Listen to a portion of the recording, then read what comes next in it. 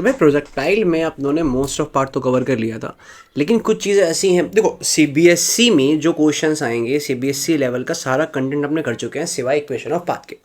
आज जो मैं पोर्शन कराने वाला हूँ ना, ये सीबीएसई तो CBSE plus entrance level content है भाई। यहाँ से सवाल करने के बाद हो ही नहीं सकता, पॉसिबल ही नहीं है, इम्पॉसिबल है कि अगर आप पीवाईक्यूज उठाओ और आपसे ना हो। मैं गारंटी दे रहा हूँ इस बात की। अब ये जो लास्ट लेक्चर था और जो आज का लेक्चर होगा, इसके बाद आप जाओ नीट के सारे सवाल उठा लो, पीवाईक्यूज जितने भी हैं इस प्रोजेक्टाइल के ऊपर। आप जेई के सारे सवाल उठा लो प्रोजेक्टाइल के ऊपर। मैं गारंटी दे रहा हूँ इस चीज़ की, सवाल आपसे ना हो आप मुझे अनसब्सक्राइब कर देना, कोई इशू नहीं है।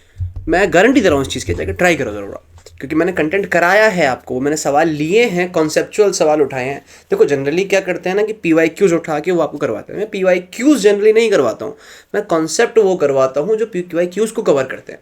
पीवाईक्यूज करवाऊंगा, फिर इशू क्या होगा कि यार वो पीवाईक्यूज रट जाते हैं। अपनों को रटने नहीं है, अपनों को ऐसे कॉन्सेप्चुअल सवाल करने हैं जिसे आप चाहे पीवाईक्यूज का हो, चाहे आप आरवाईक्यूज रिसेंट ईयर क्वेश्चन, या फिर एनवाईक्यूज है ना, नेक्स्ट ईयर क्वेश्चन, सारे आप कवर कर सकते हैं। अपनों कॉन्सेप्चुअल बेस्ड स्टडी करनी है, कॉन्सेप्ट बेस्ड स्टडी करनी है, ना कि हमें रट्टा मारना है। ठीक है, तो मेरा सारा फोकस उसी के ऊपर रहता है और आज के लेक्चर में भी फोकस उसी के ऊपर रहेगा। एंड तक ज़रूर देखना, यकीन मानो कॉन्सेप्ट बहुत बूस्ट होगा, मज़ा आएगा। तो देखो यहाँ पर हमें निकालना है कि प्रोजेक्टाइल में हमने range, maximum height, time of flight, maximum height और रेंज में रिलेशन देख लिया था, और कोऑर्डिनेट्स ऑफ मैक्सिमम हाइट कर लिए थे, एंगल ऑफ एलिवेशन कर लिया था, उस पर कुछ सवाल कर लिए थे वगैरह वगैरह। आज स्टार्ट करते हैं कि अगर आपको आपके प्रोजेक्टाइल को आपने यू स्पीड से थ्रो किया थीटा एंगल पर, अब मान लो वो किसी टाइम के बाद, किसी टाइम टी पर इस पॉइंट पर पहुँच चुका है जहाँ उसकी स्पीड कुछ वी हो गई है। ठीक है, और यहाँ पर हम कह रहे हैं कि मान लो हॉरिजॉन्टल से कुछ एंगल फॉर्म कर रहा है क्या, अल्फा। तो हमें बताना है कि यहाँ पर इस मोमेंट पर ये वेलोसिटी क्या होगी किसी टी टाइम पर। मान लो किसी टी टाइम पर ये यहाँ पहुँच गया, थ्रो करने के बाद टी टाइम पर यहाँ पहुँच चुका है, तो निकालना वेलोसिटी क्या होगी, कैसे करेंगे, बड़ा सिंपल कॉन्सेप्ट है। इसमें हम वही तरीका लगाएंगे क्या कि यार अगर इसके दो कंपोनेंट बांटूँ, मैं थोड़ा नीचे कर लेता हूँ, अगर मैं इसके दो कंपोनेंट बांटूँ तो एक आपका हॉरिजॉन्टल कंपोनेंट आने वाला है वेलोसिटी का, क्या वी कॉस अल्फा, है ना, ये क्या आएगा आपके पास, वी कॉस अल्फा।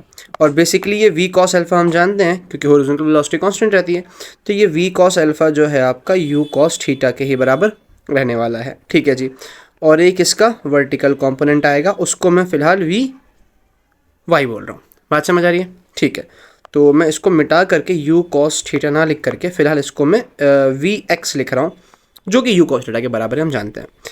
अब इनिशियल कंपोनेंट्स पे आते हैं। ये जो इनिशियल वेलोसिटी के हमने कंपोनेंट्स लिए हैं, पिंक कलर से लिया है ना, पिंकी पिंकी, यहाँ आ जाओ। इनिशियल वेलोसिटी के दो कंपोनेंट्स हैं, एक हॉरिजॉन्टल वाला है कौन सा, यू कॉस थीटा, और एक वर्टिकल वाला होगा यू साइन थीटा। ठीक है जी, तो ये इस पॉइंट को अगर मैं यहाँ एक्सटेंड करूँगा तो ये पार्टिकल ऊपर जा रहा है, ऊपर जा रहा है। इस पॉइंट पर जब ये पहुँचेगा तो हम कह रहे हैं इस पॉइंट पर इसकी अपवर्ड डायरेक्शन में वेलोसिटी कितनी है, वी वाई है, टी टाइम के बाद।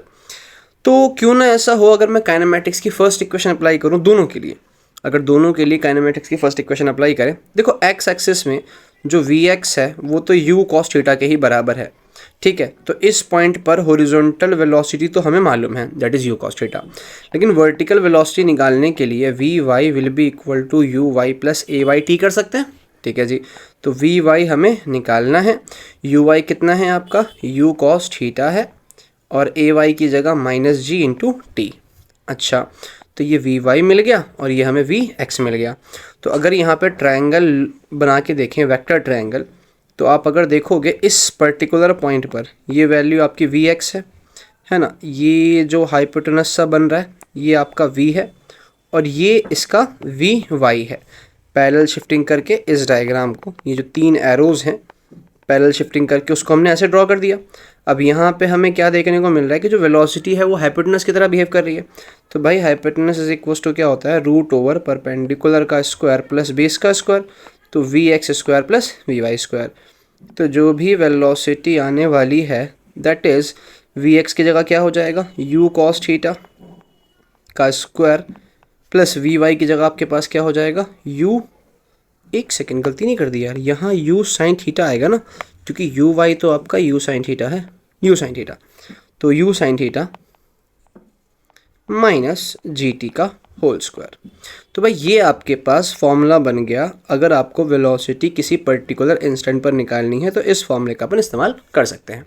आई होप ये बात आपको समझ आ गई होगी। अच्छा ठीक है, अगर ये क्लियर हो गया तो एक छोटी सी कैलकुलेशन यहाँ पर और होती है, वो ये कि भाई ये एंगल फिर कितना है, ये अल्फ़ा, आखिर ये इस मोमेंट पर जब पहुँचा, प्रोजेक्टाइल आपका टी टाइम के बाद जब यहाँ पहुँच चुका है, तो ये जो एंगल फॉर्म हो रहा है अल्फ़ा, आखिर ये कितना है, ये एंगल की वैल्यू क्या है। उसके लिए हम क्या करेंगे, अगर मैं यहाँ इसके कॉम्पोनेंट को लिखूँ तो वी एक्स को बेसिकली मैं वी कॉस अल्फ़ा तो लिख सकता हूँ ना। कॉम्पोनेंट अगर हम लिखें कॉस कॉम्पोनेंट, तो जो आपका हॉरिजॉन्टल कॉम्पोनेंट है इस मोमेंट पर वो वी कॉस अल्फ़ा के बराबर होगा। और हम जानते हैं कि हॉरिजॉन्टल कॉम्पोनेंट चेंज होता नहीं है, तो वी कॉस अल्फ़ा बराबर क्या हो जाएगा, यू कॉस थीटा। बात समझ आई। तो यानी कि आपके पास ये कॉस अल्फ़ा बराबर कितना हो गया, u cos theta by we.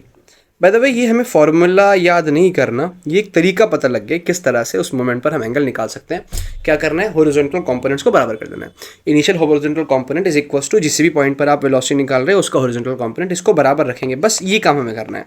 ये कोई फॉर्मूला नहीं है, इसको फॉर्मूला मतलब बेसिकली फॉर्मूला बना सकते हो, बट इसको फॉर्मूला के तौर पर याद ना रखें ना, कॉन्सेप्ट को हम याद रखेंगे। है बात समझ आ रही है, यहाँ तक का कॉन्सेप्ट क्लियर हुआ भाई। ठीक है जी, बढ़िया। अगर ये बात हमें क्लियर है तो ज़रा कुछ सवाल पे आते हैं वापस। देखो यहाँ पे कह रहा है, कुछ मैंने ये 11 पार्ट लिए हैं क्वेश्चन के, बहुत ज़बरदस्त सवाल है, सारे कॉन्सेप्ट क्लियर कर देगा अकेला, एक सिंगल सवाल। ये कह रहा है particles throwed at 60 degree with 20 meter पर सेकंड, फाइंड रेंज, है ना। रेंज की अगर बात करेंगे, ये हमें क्या दिया है, थीटा दिया है, एंगल ऑफ प्रोजेक्शन ये आपका थीटा है, और ये आपकी क्या है, वेलोसिटी, ये यू दिया है। आर अगर हमें निकालना है तो फॉर्मूला हमारे पास क्या होता है, u square sine 2 theta upon g हो जाएगा। ठीक है जी। अगर वैल्यू यहाँ पुट करेंगे, चलो उसको मैं आगे ही कर दे रहा हूँ ना, यहाँ क्यों हम खिचड़ी पका रहे हैं, इसको मैं आगे ही कर देता हूँ, कट कट। आगे आते हैं, यहाँ पर बारी बारी से करना शुरू करते हैं। तो फर्स्ट पार्ट जब हम सॉल्व करेंगे तो रेंज का formula u square sine 2 theta by g. तो भाई यू कितना दिया है आपको, 20, तो 20 का स्क्वायर इंटू में साइन 2 थीटा, देखो थीटा 60 है तो 2 थीटा कितना हो जाएगा भाई, 120 हो जाएगा, डिवाइड बाय जी को हम ले रहे हैं क्या, 10। ठीक है, तो इसको फर्दर सॉल्व करेंगे तो यू स्क्वायर 20 का स्क्वायर कितना हो गया, 400, इंटू साइन 120 को क्या हम साइन 90 प्लस 30 नहीं कर सकते, डिवाइड बाय जी की वैल्यू 10, 10 से ही कटेगा, ये 40 हो जाएगा। और साइन 90 प्लस 30 किसके बराबर होगा, कॉस 30 के, ट्रिग्नोमेट्रिक आइडेंटिटीज जो होती हैं, और कॉस 30 होता है √3/2, तो आपका फाइनल आंसर आ जाएगा 20√3 मीटर। सेकेंड पे आते हैं, टाइम ऑफ फ्लाइट बोल रहा है, इसको थोड़ा सा ऊपर शिफ्ट कर दो पूरे को, ये रेंज निकाल लिया हमने। ठीक है, सेकेंड में आपसे कह रहा है क्या, टाइम ऑफ फ्लाइट। तो टाइम ऑफ फ्लाइट का फॉर्मूला हमारे पास क्या है भाई, 2u sine theta divide by g. ठीक है, तो इसको निकालते हैं। तो 2u की जगह कितना लेंगे, 20, इंटू ये क्या हो जाएगा आपके पास साइन 60 डिवाइड बाय जी की जगह 10, तो ऊपर हो गया 4 साइन 60 आपके पास √3/2, तो टाइम ऑफ फ्लाइट आ गया 2√3 सेकेंड। सेकेंड कह रहा है maximum height, third one maximum height. तो मैक्सिमम हाइट के लिए हमारे पास फॉर्मूला क्या है, u square sine square theta upon 2g। तो यू स्क्वायर करेंगे मतलब 20 का स्क्वायर, इंटू में ये sine square 60 divide by 2g, 20 हो जाएगा। एक 20 के स्क्वायर से नीचे का 20 कट जाएगा, तो आपके पास 20 बचेगा, और साइन स्क्वायर थीटा है तो √3/2 का स्क्वायर करोगे तो 3/4 हो जाएगा। तो ये आपके पास कितना हो गया, 5 तिया 15 मीटर, 4 से काटोगे, 5 बार में 20 जा रहा है, 5 तिया 15 हो जाएगा। ठीक है, अगला कह रहा coordinates of maximum height, coordinates of maximum height. तो ये लास्ट लेक्चर में बताया था कि यदि ये प्रोजेक्टाइल है, ये मैक्सिमम हाइट का पॉइंट है, तो इसके कोऑर्डिनेट्स लिखने होंगे, तो कोऑर्डिनेट्स तो x, y होते हैं। ये पूरा अगर रेंज होता है हॉरिजॉन्टल तो ये r/2 होगा, हाफ r/2 होगा, और y क्या होगा, h। तो कोऑर्डिनेट्स कितने हो जाते हैं, r/2, h। ठीक है जी, तो रेंज कितना आ गया था हमारे पास 20, तो कोऑर्डिनेट्स अगर निकालेंगे तो 20 का हाफ कितना हो जाएगा 10√3, और h कितना है आपके पास 15, तो ये कोऑर्डिनेट आ जाएंगे। अगला कह रहा है angle of elevation at maximum height. Okay, angle of elevation मतलब क्या, कि इस पॉइंट पे खड़े होके यदि हम टॉप मोस्ट पॉइंट को देखें तो आखिर यहाँ से जो एंगल बनता है वो कितना होता है। तो देखो, एक तो तरीका ये है कि tan alpha will be equal to perpendicular upon में बेस कर लो, या फिर एक और फॉर्मूला हमने यहीं से ड्राइव किया था tan θ/2, याद करते हैं, ये फॉर्मूला ड्राइव किया था ना, ये रहा tan θ/2। टेन अल्फ़ा निकालने का formula tan theta by two, ये ड्राइव कर चुके थे ऑलरेडी हम, तो इसका भी हम चाहें तो डायरेक्ट यूज़ कर सकते हैं। टेन थीटा बाय टू, तो एंगल बन रहा है 60, तो टेन 60 बाय टू, टेन 60 होता है √3, तो √3 बाय टू। तो अब √3 बाय टू कितने पे होता है 10 में नहीं पता, तो वहाँ पर हम alpha will be equal to tan inverse √3 by two कर लेंगे। ये हमारा आंसर हो जाएगा फिफ्थ पार्ट का, ये हमारा फिफ्थ पार्ट है, फिफ्थ पार्ट। होपफुली ये क्लियर हो गया होगा। आगे बढ़ते हैं। अरे ओके, ये क्या हो गया, वाइट कैसे हो गया, चलो खबर। अगला कह रहा है इनिशियल वेलोसिटी वेक्टर।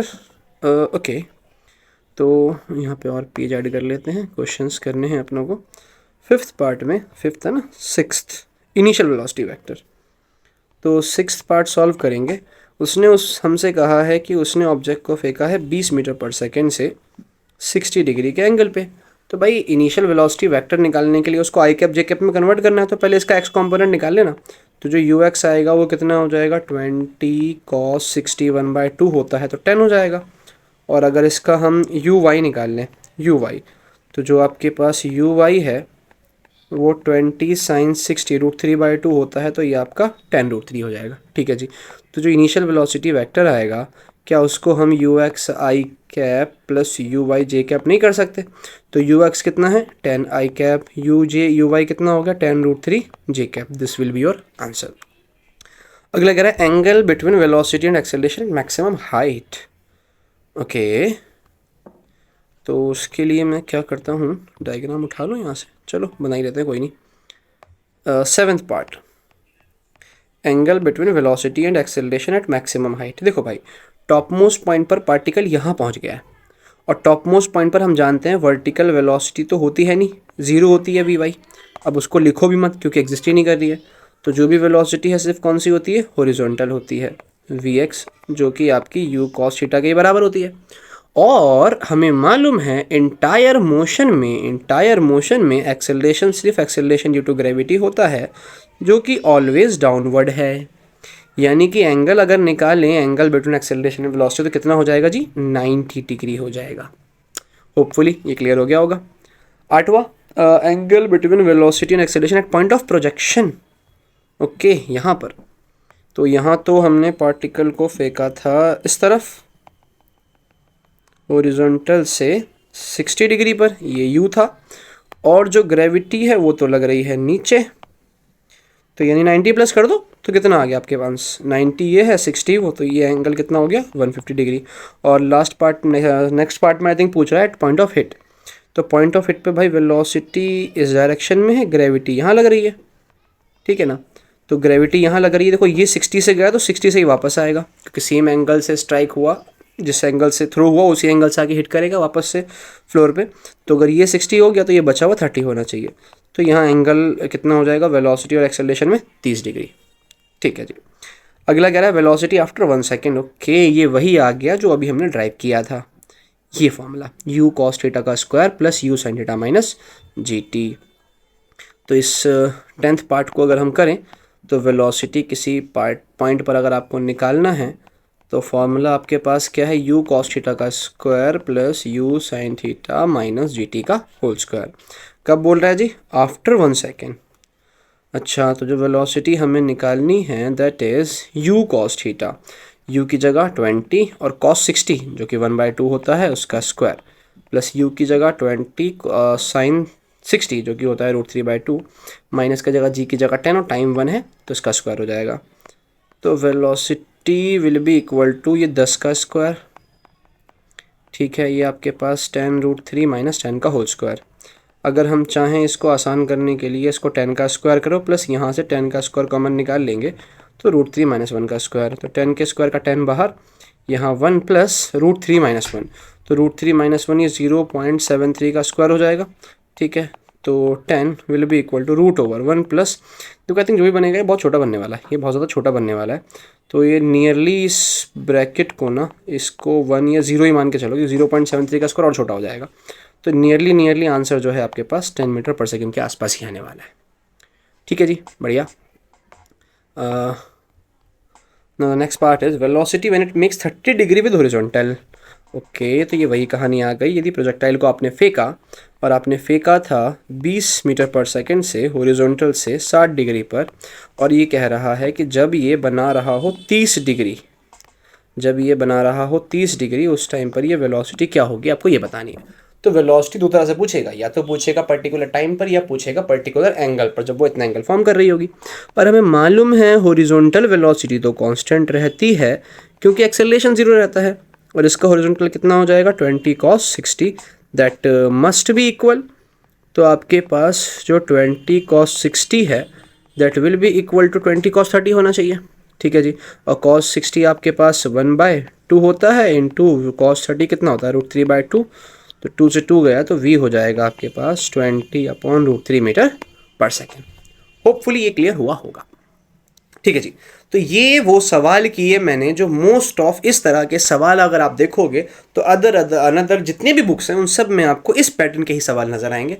मैं कोई पीवाईक्यू नहीं उठा रहा, पीवाईक्यू आपके लिए है, आप अटेम्प्ट करो, खुद को चेक करो कि आपसे होते हैं नहीं होते हैं। मैं कॉन्सेप्ट सिखाऊंगा, पीवाईक्यू मैं कराने बैठ जाऊंगा तो आपके हाथ में जो अपॉर्चुनिटी थी पीवाईक्यूज को करके जो आप कॉन्फिडेंट गेन कर सकते थे वो खत्म हो गई। तो इसीलिए मैं पीवाईक्यूज मैं नहीं कराऊंगा, मैं कॉन्सेप्ट सारा सिखा दूंगा भाई। ठीक है, चलो आगे बढ़ते हैं। Now now now now now now now now now now now let's move to the this one. Okay, इसको हम गैलीलियोज लॉ भी कहते हैं। ये क्या है ये ऐसे समझ नहीं आएगा, इसको मुझे मिटाना ही पड़ेगा, तभी होपफुली ये क्लियर हो पाएगा। ठीक है जी, तो ये जो रेंज की कहानी है हम जानते हैं, जो रेंज का फॉर्मूला है आपके पास that is u² sin 2θ/g होता है। अगर हम बात करें रेंज मैक्सिमम हो जाए और u और g चेंज ना करें तो उसके लिए जो sin 2θ है वो मैक्सिमम होना चाहिए, और साइन की मैक्सिमम वैल्यू होती है 1, और वो होती है 90 डिग्री पे, यानी एंगल ऑफ प्रोजेक्शन होना चाहिए 45, यानी 45 डिग्री पे एंगल, 45 डिग्री के एंगल पे अगर थ्रो करेंगे तो रेंज आपको मैक्सिमम मिलने वाली है। अच्छा, तो भैया सवाल ये आता है कि क्या हो अगर 45 से ज़्यादा फेंकें तो कम मिलेगी, ऑब्वियस सी बात है, और 45 से कम फेंकें तो भी कम मिलेगी। अच्छा, लेकिन इसमें, लेकिन क्या मतलब ये तो फिक्स ही रहेगा। इसमें गैलीलियो भैया ने एक चीज़ हमें सुझा करके दी जो मैं आपको बताऊं। यदि मान लो मैं कह रहा हूँ थोड़ी देर के लिए यू को यू ही रहने दो, आप ना एंगल एक बार लो 30 डिग्री और रेंज निकालो। अगर 30 डिग्री पे हम रेंज निकालें तो r will be equal to u² sine 2θ है तो 60 हो जाएगा डिवाइड बाय g। साइन 60 कितना होता है √3/2, तो ये √3u²/2g आ जाएगा। अच्छा, अगर मैं बोलूँ आप निकालो 60 डिग्री पर तो रेंज निकालोगे u² साइन 60 इंटू 2θ है ना, तो ये 120 हो जाएगा अपॉन में g। और मैंने अभी बताया कि साइन 120 की sine 90 plus 30 is equal to cos 30, तो cos 30 हो जाएगा, तो u² और cos 30, u² cos 30/g, और cos 30 भी कितना होता है √3/2, तो r will be equal to √3u²/2g। क्या दिख रहा है कि 60 डिग्री पर और 30 डिग्री पर जो अपनों को रेंज मिला वो इक्वल है। बात समझ आई? अब इसमें एक पैटर्न अगर आप देखोगे कि 30 डिग्री 45 में 15 कम है और 60 डिग्री 45 में 15 ज़्यादा है। बात समझ आ रही है? यानी कि यदि बॉल को या ऑब्जेक्ट को किसी एंगल पर फेंका जाए 45 माइनस थीटा पर और 45 प्लस थीटा पर, जैसे कोई 15 कम है, ये 15 ज़्यादा है, यदि 45 से कम डिग्री पर फेंकोगे और 45 से उतनी ही डिग्री ज़्यादा पर फेंकोगे तो आपको रेंज बराबर मिलने वाला है। तो यानी कि इस प्रोजेक्टाइल को अगर मैं 60 पे और 30 पे फेंकूं तो मुझे क्या पता लगेगा, दोनों केस में रेंज बराबर मिलेगा। जैसे मान लो इसको मैंने यहाँ थ्रो किया था, ठीक है जी, एक दूसरा ले लेते हैं अलग कलर से, और एक को मैंने ऐसे थ्रो किया था। इन दोनों केस में हम क्या नोटिस करेंगे कि आपका, अबे इन एक सेकेंड इसको मैं फिर से फेंक रहा हूँ ऐसे, इन दोनों केस में हम क्या नोटिस करेंगे कि रेंज से मिलने वाला है। ठीक है ना, इसको मैंने अब थ्रो किया कुछ यहाँ पर, ठीक है जी। अब थोड़ा सा इसको मैं मिटा दूँ तो ज़्यादा अच्छे से क्लियर आपको हो पाएगा। इसको मैं थोड़ा इतना मिटाता हूँ और इसको मैं ये पूरा ही मिटा देता हूँ। ठीक है, अब ये थोड़ा सा क्लियर आपको हो पाएगा, इसको ही मिटा देते हैं। अभी क्लियर हो पाएगा कि मैं क्या दिखाना चाह रहा हूँ। अभी आप थोड़ा सा इमेजिन तो कर पा रहे हैं ना कि ये कौन से एंगल के लिए कौन सा जो कलर लिया वो कौन से प्रोजेक्शन के लिए। तो भाई यहाँ पर एक बात अगर आप नोटिस करोगे क्या, कि ये जो पिंक वाला है ना, ये इसमें मान लो अल्फ़ा अगर कम है तो ये ऑरेंज वाला इसमें अल्फ़ा ज़्यादा है। यानी इसके लिए जो एंगल ऑफ प्रोजेक्शन है, इसके लिए angle of projection theta dash कह रहा हूँ, वो कितना हो जाएगा 45 प्लस अल्फ़ा, 45 प्लस अल्फ़ा। और वहीं इसके लिए जो एंगल ऑफ प्रोजेक्शन है थीटा डैश, इसको भी हम कह रहे हैं, वो हो जाएगा 45 माइनस अल्फ़ा। बात समझ आ रही है? तो ये अगर हम एंगल इस पैटर्न के लेंगे 45 प्लस थीटा और 45 माइनस थीटा, तो उस केस में रेंज हमेशा बराबर मिलने वाली है। तो इसी लॉ को ना गैलीलियोज लॉ कहा जाता है। तो यही आपको ध्यान रखना है, यदि एंगल आपके पास थीटा प्लस 45 या इसको 45 प्लस थीटा कह लें कि 45 प्लस थीटा और 45 माइनस थीटा है, तो इन दोनों केस में आपको जो रेंज मिलेंगे वो रेंज हमेशा क्या होंगे, बराबर। तो अगर बराबर होंगे तो इन रेंज का जो रेशो है वो हमेशा कितना होगा भाई, 1:1 होगा। अब ऐसे एंगल कौन कौन से हो सकते हैं, 60 और 30 हो सकते हैं, और 15 और 75 हो सकते हैं, जो 45 प्लस थीटा और 45 माइनस थीटा की रेंज में चलेंगे, और तो कोई बनता नहीं है। ठीक है जी, तो आई होप ये सवाल आपको समझ आ गया होगा। ठीक है, बढ़िया, आगे बढ़ते हैं। ये कॉन्सेप्ट क्लियर हो गया होगा। अब हमें इक्वेशन ड्राइव करनी है, इक्वेशन ऑफ पाथ। उसके लिए हमने अज्यूम किया कि मान लो पार्टिकल आपका किसी पॉइंट x, y अज्यूम कर लेते हैं। यहाँ पर पार्टिकल आपका x, y पर पहुँच चुका है टी टाइम के बाद। तो बताना है कि इस पाथ, ये जो आपके पास कर्व बना x और y एक्सिस के बीच में, तो हमें मालूम है कि हम 10 से पढ़ते आ रहे हैं कि x और y एक्सिस के बीच में जो भी आप कुछ कर्व ड्रॉ करते हो, कुछ ना कुछ इक्वेशन होती है। जैसे इसकी y इक्वल टू x होती है, किसी की y equal to x square होती है, किसी की y equal to root x होती है, किसी की x क्यूब होती है, किसी की 1/x होती है। तो कुछ ना कुछ तो इक्वेशन होती है ना उस कर्व की, जो हमने प्लॉट किया है। बात समझ आ रही है? तो यहाँ पर भी x और y के बीच में अगर कोई कर्व प्लॉट हुआ है तो उसकी भी कुछ इक्वेशन पक्का होनी चाहिए। ठीक है, तो वो इक्वेशन क्या होगी भाई, हम वही निकालने जा रहे हैं। देखो ज़रा, तो ये जो वर्टिकल हाइट है ये y होगी, और ये जो हॉरिजॉन्टल डिस्टेंस है यहाँ से यहाँ का ओरिजिन से, ये आपका कुछ x होगा। ठीक है, ये ओरिजिन हमने वो मान लिया। अब इक्वेशन को ड्राइव करने के लिए मैं क्या करता हूँ, अप्लाई करता हूँ, इसको थोड़ा सा पीछे खिसका दें, ऐसे हम अप्लाई करते हैं। या मैं सीधा लिख रहा हूँ कि अप्लाई करते हैं सेकेंड इक्वेशन को x एक्सिस में। तो s x will be equal to u x t plus का half a x t square, और एस एक्स को मैं x से लिख रहा हूँ, यू एक्स हमें पता है यू कॉस थीटा होगा, टाइम t होगा, और ए एक्स 0 होता है, तो ये पूरी टर्म जो है 0 हो जाएगी। इसी को इक्वेशन नंबर 1 मान लिया। अब इसी तरह से अगर y एक्सिस में अप्लाई करें तो s y will be equal to u y t plus का 1/2 into a y into t square. S y को हम y लिख रहे हैं, यू वाई की जगह क्या आ जाएगा हमारा, यू साइन थीटा, टी की जगह टी, ए वाई की जगह माइनस का G T square by 2, equation number 2 आ गया। अब अगर हम यहाँ इक्वेशन 1 से फ्रॉम फर्स्ट t की वैल्यू निकाल लें x upon u cos theta, और इसको हम कर दें पुट इन 2। अच्छा, तो 2 में अगर पुट कर देंगे तो y will be equal to u sine theta, t की जगह x upon u cos theta, minus का g/2 into x upon u cos theta का स्क्वायर। ठीक है जी, अब यहाँ u से u कटेगा, साइन अपॉन कॉस टेन हो जाएगा, तो x टेन थीटा माइनस का जी एक्स स्क्वायर अपॉन में 2 into you square cos square ठीका नहीं थीटा। तो भाई ये आपके पास इक्वेशन ऑफ पाथ बन चुकी है जो प्रोजेक्टाइल फॉलो कर रहा होगा। और ये कर्व कैसा है ये बताने के लिए हमें देखना होता है कि ये मैक्सिमम पावर कितनी है जिसके प्रोपोर्शनल है। यानी कि जो ये कर्व की शेप डिसाइड करेगा ना, ये कर्व कैसा है वो डिसाइड करता है कि मैक्सिमम पावर क्या है, और मैक्सिमम पावर यहाँ पे एक्स स्क्वायर है।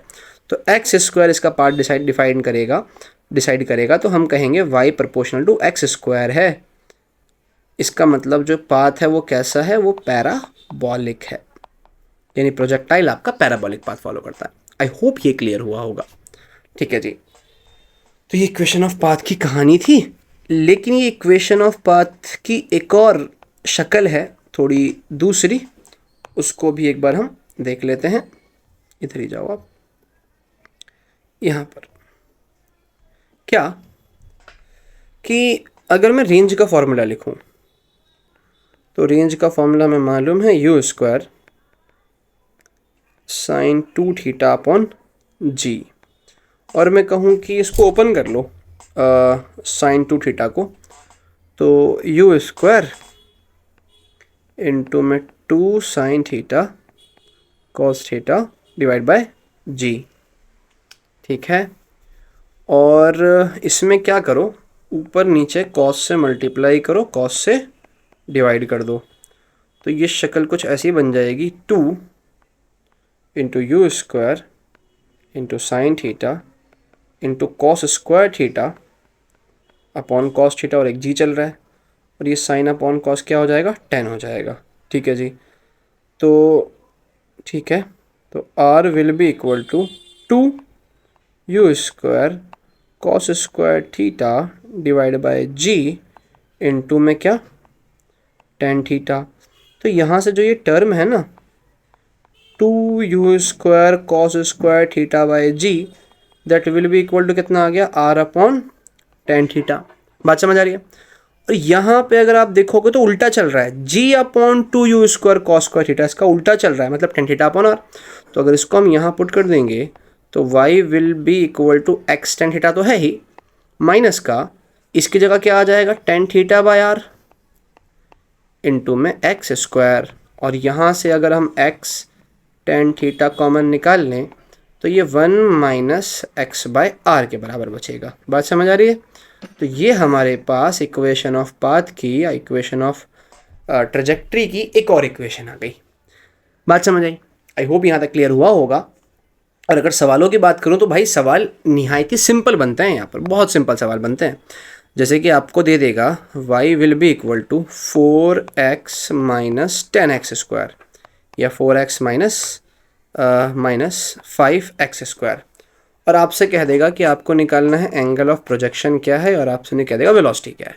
ठीक है जी, तो इसके लिए हम क्या करेंगे, इसको कंपेयर करेंगे मेन इक्वेशन से। तो y will be equal to x tan theta minus का g x square upon 2 u square cos square theta.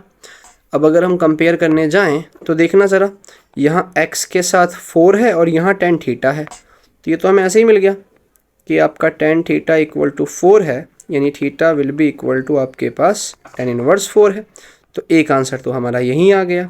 अब रही बात वेलोसिटी की, तो उसके लिए हम इसे कंपेयर करेंगे कि x के साथ यहाँ पर 5 है एक्स स्क्वायर के साथ, और यहाँ एक्स स्क्वायर के साथ ये पूरी टर्म है, यानी कि क्या आपके पास g upon 2 u square cos square theta will be equal to 5 आने वाला है। ठीक है, तो यहाँ से जो ये यू स्क्वायर है दैट इज़ g अपॉन 5 दूनी 10 हो जाएगा ना नीचे, तो 10 इंटू में कॉस स्क्वायर थीटा। अब g से ये 10 कट गया तो यू स्क्वायर बराबर क्या हो गया 1 अपॉन कॉस स्क्वायर थीटा। अब स्क्वायर हटा के वहाँ पे रूट लगा देंगे तो u will be equal to 1 upon cos theta आ जाएगा। बट सवाल आता है कॉस थीटा कहाँ से मिलेगा, वो यहाँ से मिलेगा यार। 10 थीटा को आप 4 अपॉन 1 कर सकते हैं।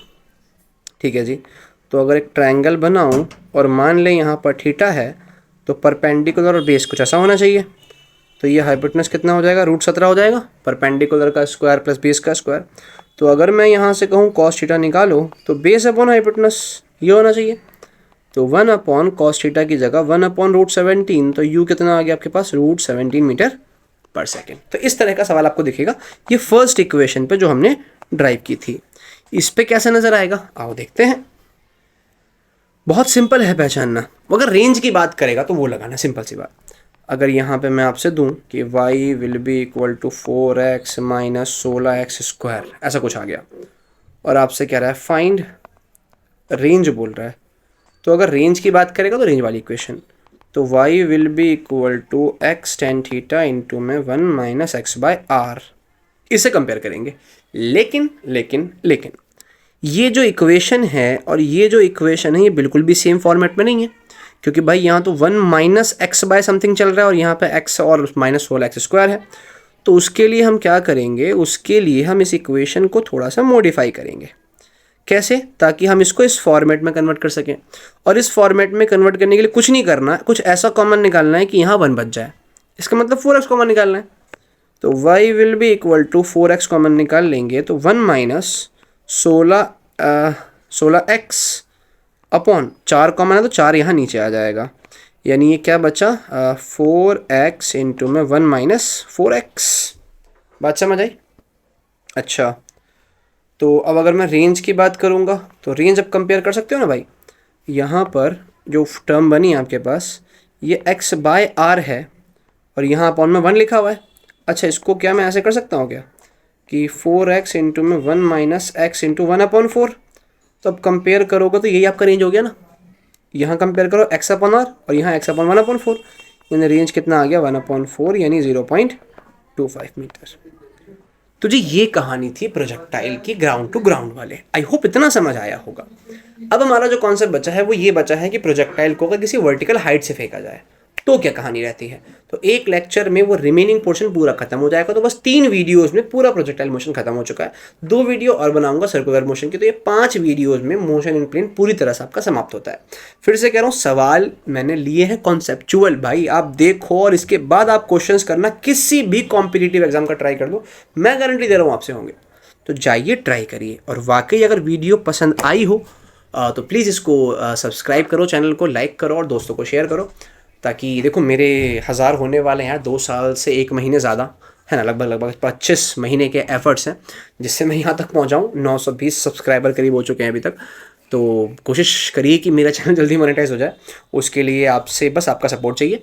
मेरी वीडियोज़ को अगर पसंद आ रही हैं तो, स्टिल मैं कह रहा हूँ, अगर पसंद आ रही हैं तो, कॉन्सेप्ट समझ में आ रहा है तो वीडियोस को शेयर करो, दोस्तों तक आगे पहुँचाओ, है ना। स्टेटस पे लगाओ, दोस्तों को शेयर करो कि वो देखें। रैंडमली किसी को भी आपको नहीं भेज देना, सिर्फ ऐसे स्टूडेंट को ही जो वाकई लेक्चर्स देखना पसंद करते हैं।